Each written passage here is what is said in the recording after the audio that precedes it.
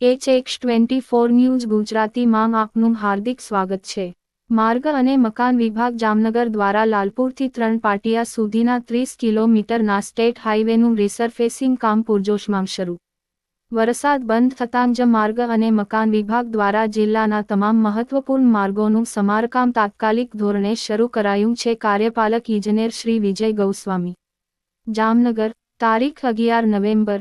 ચોમાસાની ઋતુ પૂર્ણ થયા બાદ હવામાન સામાન્ય થતાં જામનગર શહેરના અત્યંત વ્યસ્ત અને ભારે ટ્રાફિક ધરાવતા લાલપુરથી 3 પાટિયા સુધીના રાજ્ય ધોરીમાર્ગ પર સમારકામની કામગીરી માર્ગ અને મકાન વિભાગ દ્વારા તાત્કાલિક ધોરણે પૂરજોશમાં શરૂ કરવામાં આવી છે। આ નિર્ણયથી રાહદારીઓ તેમજ વાહનચાલકોને વરસાદ દરમિયાન થયેલ ખાડાઓ અને ખરાબ રસ્તાના કારણે થતી મુશ્કેલીઓમાંથી ખૂબ મોટી રાહત મળી છે। માર્ગ અને મકાન વિભાગ જામનગર દ્વારા આ માર્ગના સમારકામનું કાર્ય યુદ્ધના ધોરણે હાથ ધરવામાં આવ્યું છે। આ અંગે વધુ માહિતી આપતા કાર્યપાલક ઇજનેર શ્રી વિજય ગૌસ્વામીએ જણાવ્યું છે કે વરસાદ બંધ થતાં જ અમે આ અગત્યના માર્ગનું કામકાજ સત્વરે શરૂ કરી દીધું છે।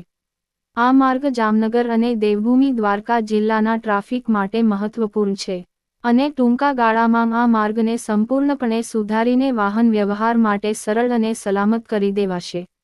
લાલપુરથી 3 પાટિયા સુધીનો આ રોડ માત્ર શહેરને જોડતો મુખ્ય માર્ગ નથી, પરંતુ આસપાસના ગ્રામ્ય વિસ્તારો અને અન્ય શહેરો તરફ જવાનો પણ મુખ્ય માર્ગ હોવાથી હજારો વાહનચાલકો દરરોજ તેનો ઉપયોગ કરે છે।